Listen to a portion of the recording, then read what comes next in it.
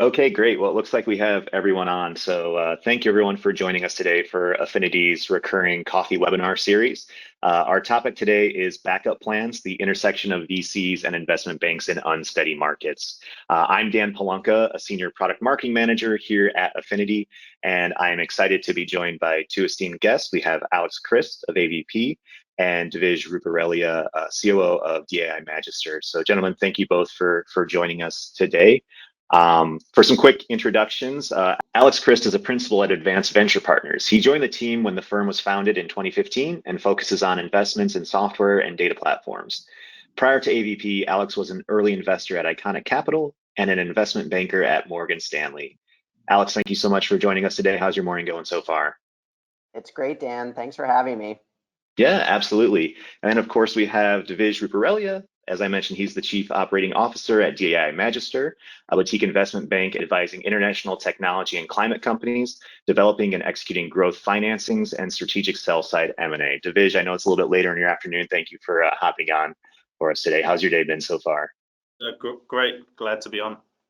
Awesome, awesome. And I know that we have a little bit of limited time, so I'm going to jump right into it for us here. Right now in private markets, we're seeing sort of a notable shift from companies focusing on growth at all costs towards caution and a focus on sort of stable profitability. So with the idea of dropping valuations in the VC markets this year, companies and their investors are more and more looking to simply endure market conditions, with many founders needing to consider soft landings via exit scenarios while simultaneously working to raise enough funds to stay afloat. So we're sort of seeing a different dual track process than we might have seen in the past. So, I'll open it up. Is this a conversation that you're having or expecting to have with your clients and portfolio companies in the coming months? And if so, how are you guiding them through these conversations? And Alex, I'll go ahead and start with you. Yeah, that's a great question, Dan. So I think it's a conversation that's on the docket more often than it was in 2021 when the markets were a lot different.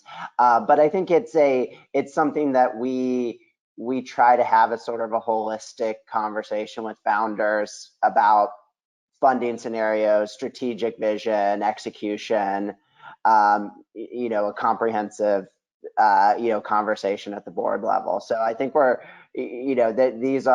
these conversations are coming up more often, but I think as part of a more holistic conversation about execution and strategy.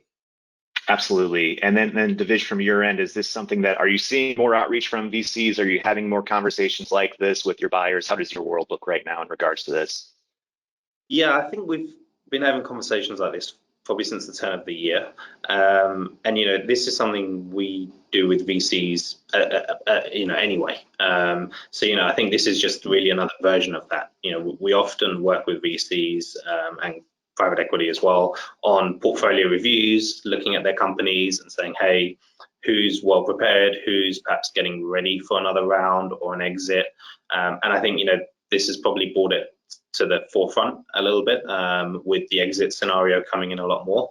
I think we were in a period where companies were raising in quick succession, multiple rounds, and now the environment's changed. People are thinking about runway, how do we weather the storm? And, I think VCs naturally are taking a look at their portfolio and saying, okay, well, we have limited capacity, resources, who needs our help? Who can we afford to back, and how we think about managing the portfolio overall. So it's definitely something that I think has been increasing for months. To be honest. Okay, great. And going off of that, Alex, as Divij said, this is a growing reality for more and more companies right now. Are there things that you're doing differently right now to network with investment banks to stay ready for these situations, or have you already sort of established those networks in a way that you're able to have those conversations smoothly? It's a great question. So I would say one of the important jobs as an investor is just to be always having conversations with folks across the ecosystem. What you're going to learn from other founders is different from what you're going to learn from other investors you're talking to, and I think investment banks have a great perspective into the market, especially in times like these, in terms of what financial and strategic buyers might be thinking about, how they're acting.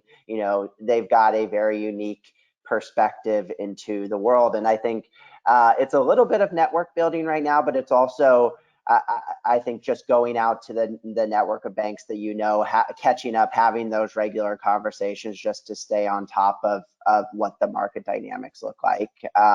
Not a plug specifically for Affinity, but at AVP, one of the things we try to do is have a list of investment banking relationships that we have across the firm, what those firms are, where they specialize, whether it's in specific sizes, verticals, and just try to have a list going. So as any of us on the team want to have specific conversations or get to the point where maybe a portfolio company would benefit from a conversation with the bank, we've got a network that we all know and we've been sharing, so we can do outreach there. Sure. I think that makes a lot of sense. And then, Divij, are you sort of in the same mindset of nurturing your existing relationships, or have you been doing, any outreach to network with new VCs considering the market? Yeah, I think it's the nature of our engagement with VCs has definitely changed a little bit, both new and existing. So, I think where previously we may have been focused on working with certain VCs on certain portfolio companies, as I said, that portfolio review becomes more important, looking at different VCs and their portfolios, what stages the various companies are at. It's a slightly different market that we're in now. So the stage of company and the profile of company is different, as you sort of outlined right at the start. 12 months ago, I think growth at any cost could get funded, and could get funded easily, and perhaps better funded than profitability. And we're seeing that shift now. So it's definitely changed to some extent the way we interact with VCs, and I think the way VCs are interacting with us. We're seeing a lot more inbound interest as well. Yeah, absolutely. When those conversations are occurring, sort of Alex, from your end, I would imagine that there can be sort of a tricky line to walk when you're reaching across the aisle. Maybe I'm mistaken, but just the idea that you're working to foster these relationships with investment banks so that when a company is ready to consider an acquisition, that you have those contacts lined up and those relationships are strong. But you also want to make sure that your companies are coming to the table from a position of strength. So how would you characterize the level of transparency seen here, and how does that change over time?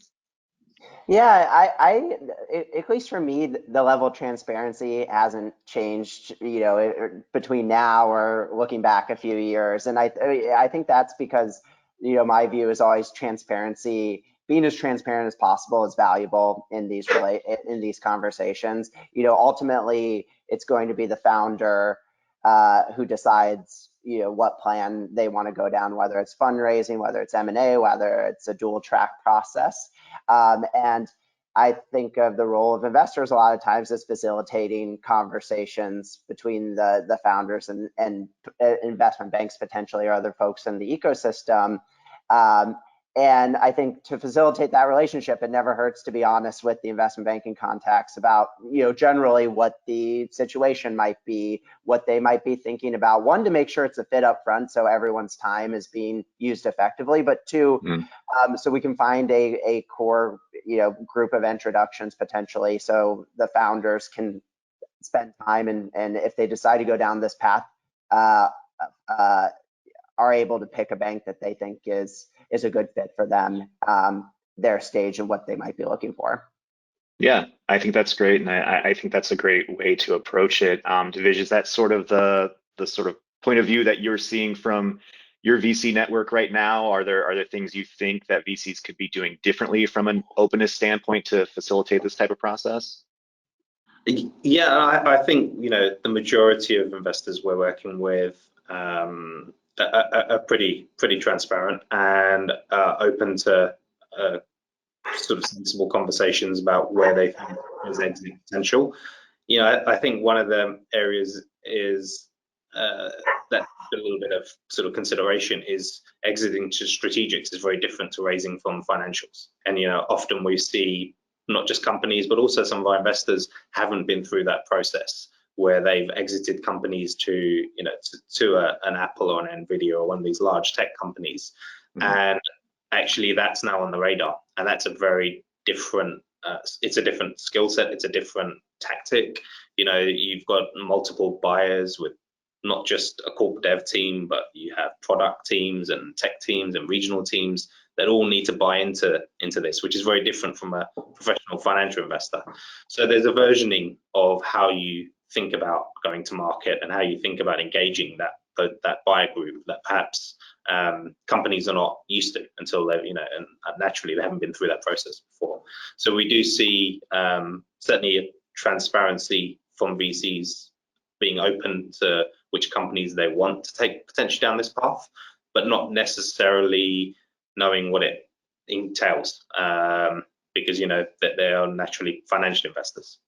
Yeah, absolutely. And sort of expanding on that, or maybe just looking at it more from like your side of the net, you know, are there things you're doing right now with corporate or strategic buyers to set yourself up and those buyers for success a little bit more, considering that the you know, the amount of companies that might be looking to take this route is increasing, and along those lines, you know, what level of transparency would you say is flowing back to your VC connections when it comes to those conversations you're having with buyers?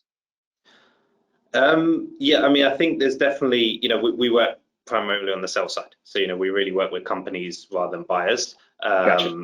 But, you know, where we are seeing, we're seeing companies starting to think about this a little bit differently, and we get a lot of feedback from buyers on this. And companies really having to reposition a little bit to show how they fit into a buyer. So, you know, where previously a company would say, here's my story, I'm going to go out and raise and send this pitch deck out to 50 people. Actually, they need to think about each buyer individually and really engage with that buyer and say, how do I fit in with you, and show that to the buyer. And that's often the feedback we get from, you know, strategic buyers is, hey, the company looks great, I can't really see how it fits into my business, and you have to walk them through that journey.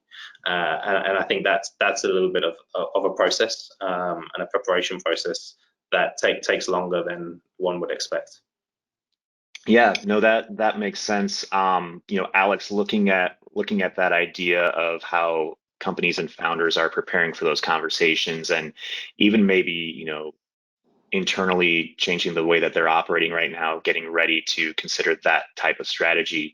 Are there key things that you think founders need to keep in mind right now as they're considering these two very different types of outcomes? And, you know, for example, are there maybe even operations changes they need to consider more heavily as they're looking to expand that runway while looking for a buyer?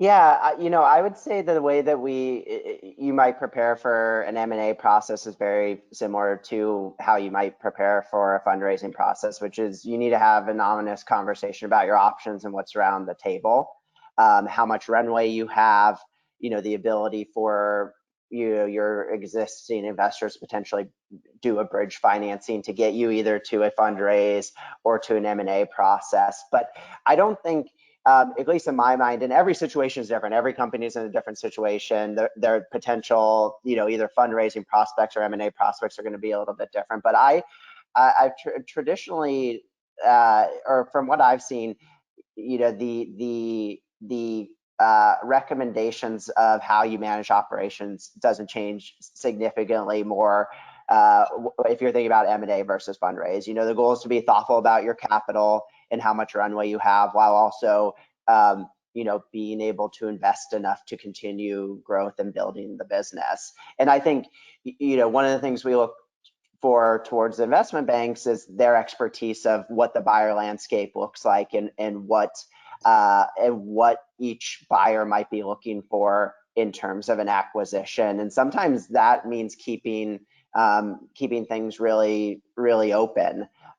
You know, for example, you know, I worked with a company that just explored an M&A process, and you know, they were looking at both potential financial and strategic buyers, and both of those buyers liked different things about the business, whether it was, you know, the engineering team for more of a strategic buyer and the product they had built, and some of the financial buyers were more interested both in the engineering product but also the go-to-market team that organization had built.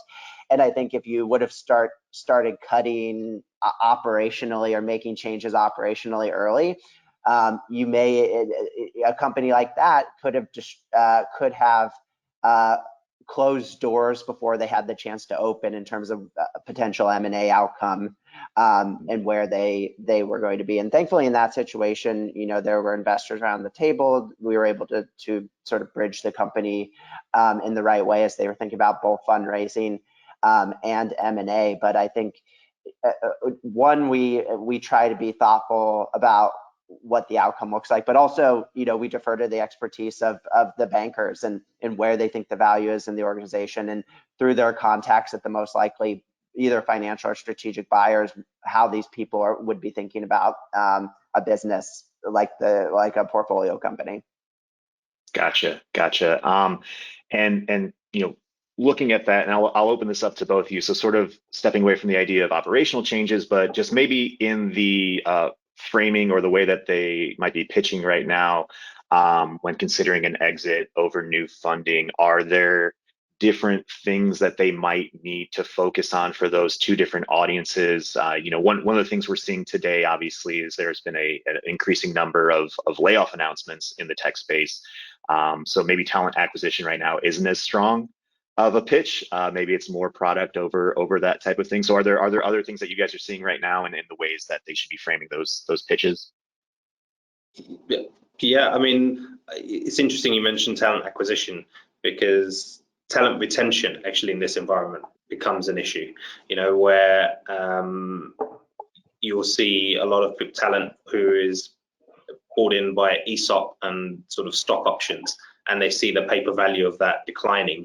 Suddenly, you do have motivation and retention issues around that need a bit of management, because whether you're a strategic buyer or financial buyer, unless a company is very, very mature, you're ultimately buying the people to a large extent, and you want to make sure that those people are retained and motivated and driven to continue that. So retention is still an issue, but I think as we sort of touched on a little earlier, it's execution, that in this environment it becomes more and more important. And I think where up until, in a very bullish market, people will work a lot on R&D, product development only, people really want to see proof points around product market fit, revenue traction, and momentum throughout the process. That, which is another thing that can really kill and derail a financing process, is you're 3 months in, people are tracking it month by month, and potential investors are tracking it month by month, and missed targets.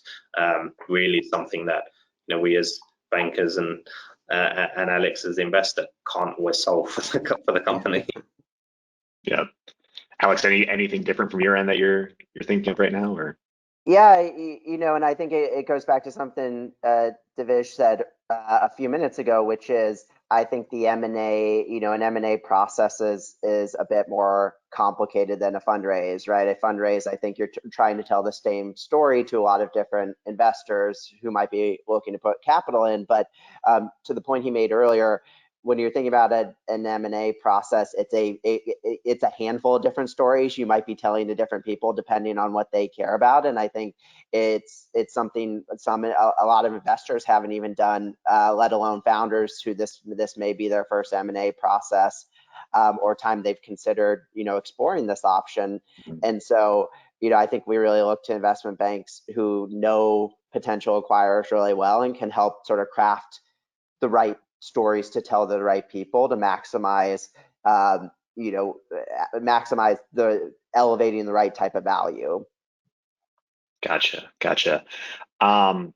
In looking at sort of the data that can surround all of this, Alex, for you, are there any sort of canary in the coal mine indicators that VCs should keep in mind, should keep an eye out for, either from the market in general or specifically from their portfolio companies, in terms of timing these conversations with founders? Is there anything that you're seeing that you're like, okay, this is the time that I need to at least open up this conversation? Yeah, so I think at AVP and in a lot of funds, we try to just always be on top of the status of our portfolio companies and our founders. So I think, it's not a canary in the coal mine when people are surprised that it might be time to have a conversation or think about exploring different potential options. I said this earlier, I think my recommendation is always, it's better to think about your options earlier rather than later, and be thoughtful and be strategic, even if you're not going to go down this path. And you want to just focus on fundraise, it's good to think about what it might look like. It's good to have early conversations, because I think similar to fundraising, right? You don't want to start a fundraise or an M&A process the month before capital might be tight. You want to be thinking about these things, and you want to be starting these processes well ahead of time. So I think, my recommendation to founders and investors is always just, it might not be a fun thing to talk about sometimes, depending on the situation, but having the conversation as part of a strategic plan early is always better than having to scramble later. I think the other, if you think about processing or how sequencing fundraise versus M&A, sometimes I think, sometimes you might kick those off at the same time. But I also think, as a founder, as an investor, as an employee, the ultimate goal oftentimes is to be able to raise more capital to continue building the business independently. And I think, from that indicator perspective, a lot of times what I'll see is, and what people see in the market is, you'll kick off your fundraise, before you might start going down M&A conversations or other types of conversations, and you get a read into the market, into the conversations about what's resonating with the pool of potential new investors, what the market looks like. And I think, it doesn't take long to get a good sense of, is the probability of having a successful fundraise, very high, very low, somewhere in between. And I think that dictates, how quickly and to what extent you start to consider maybe dual tracking or starting to have these other conversations. Great. And then Divij, for you, when it comes to these sort of dual track conversations, do you feel like VCs are doing a good job of steering their companies down this path and looping you into that conversation at the right time? Do you feel like you're getting that information at the appropriate moment, or do you ever feel like it's too late or even earlier than you'd expect? It's often a tension, between founders and the investors. And that's something we find, where founders are often a little bit more reluctant to do a dual track, and feel like they'll be leaving too much value on the table, but feel some of the investors might have been in it for 3 or 4 years and would be quite happy to lock in some returns. So I would say it's a tension that VCs and investors are often a lot more open about dual track processes, or even a lot more vocal about saying, hey, let's explore this.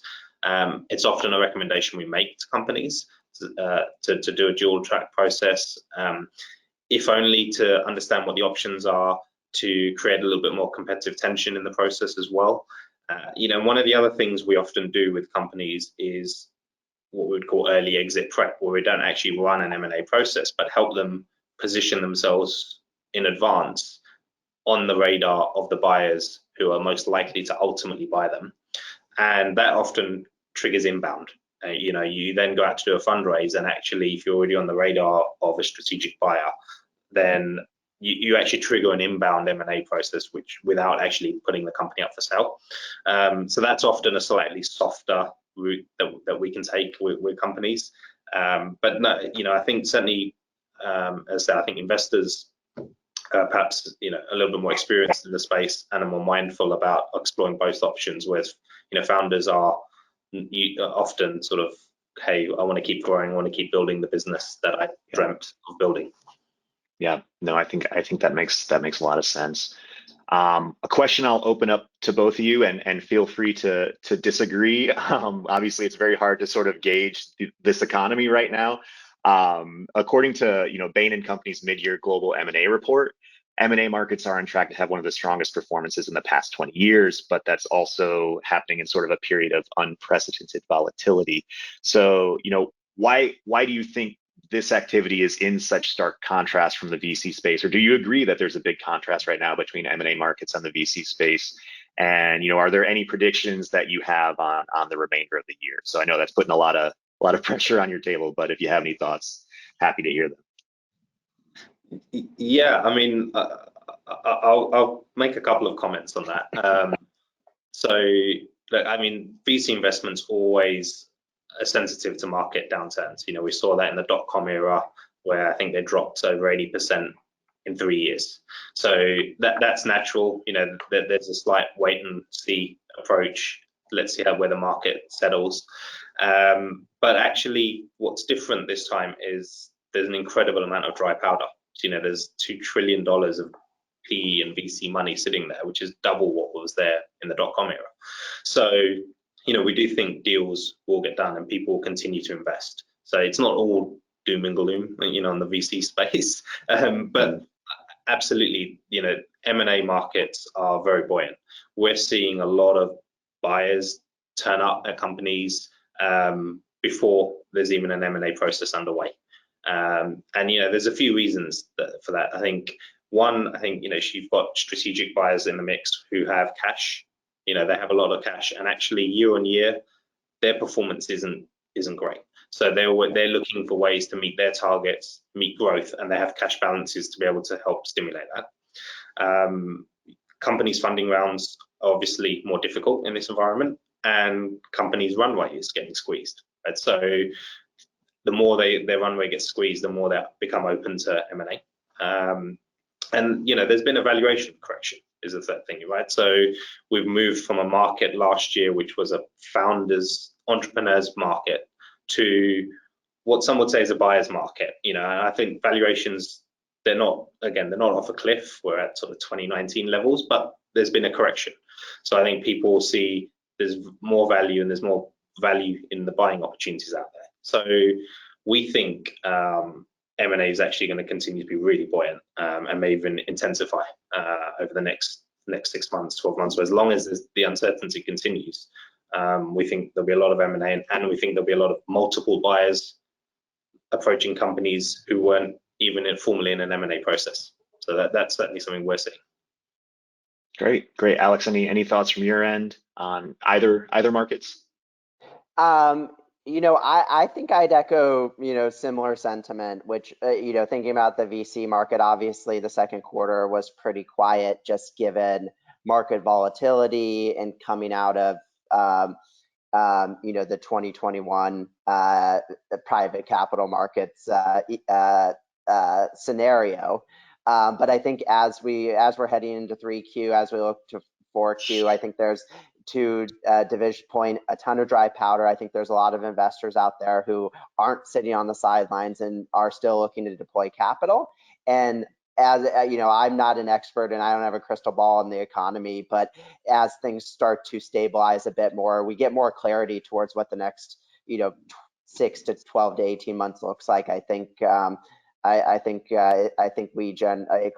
feel generally optimistic about private capital and the ability to fundraise, founders' ability to fundraise and build strong businesses. I think also agree on the M&A side. I think last year, over the last couple of years, valuations for private companies have just been so elevated, it doesn't make sense for a lot of buyers to participate, even if they have the capital or they've got the equity to be able to do that. I think now that things have not overcorrected, but have come into line with sort of longer term averages, it sort of opened up those conversations a bit more. So I think we're seeing both things, and I wouldn't be surprised if Divij is the expert here more than I am, but if M&A volumes continue to increase as we continue into the back half of the year. Sure. Any final thoughts from either of you, or advice for founders out there who are weighing their options, or for your VC and IB counterparts when it comes to these types of conversations? Yeah. I mean, for founders, I would say think about the short-term needs, but also the long-term goals. So, I think what companies are great at is product market fit and marketing their products. What they're not great at is company buyer fit and marketing themselves. Right? So think about the long term. In 4 or 5 years, who do you see is ultimately buying you out? Or what's your exit plan? And actually, are you building a company that that person would ever want to buy?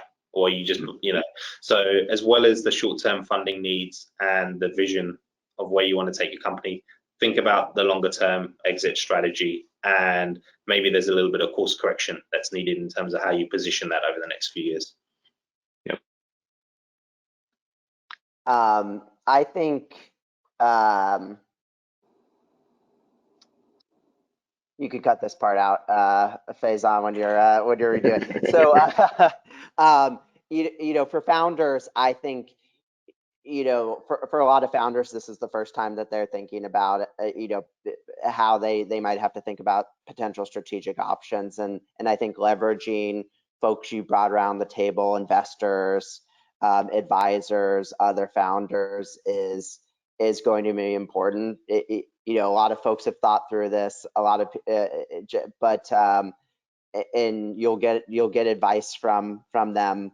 But again, sort of going back to something I touched on a few times, I think for sort of founders and investors, it's just about, as you think about strategic execution, strategic plans, having these conversations, thinking about it. It may be an option that's on the table for 2 seconds and then gets taken off. But it doesn't hurt to just be thoughtful about options as you think about your execution, your potential runway, what you're trying to build, all of those different variables. It's going to be a bit different for every founder, every company, but I think, our goal as investors is always to support founders and their employees, and sometimes that means continuing to raise capital, and other times that's finding soft landings in potential acquisitions, and just being thoughtful about the options, and planning for things, I think is sort of always my biggest recommendation for folks.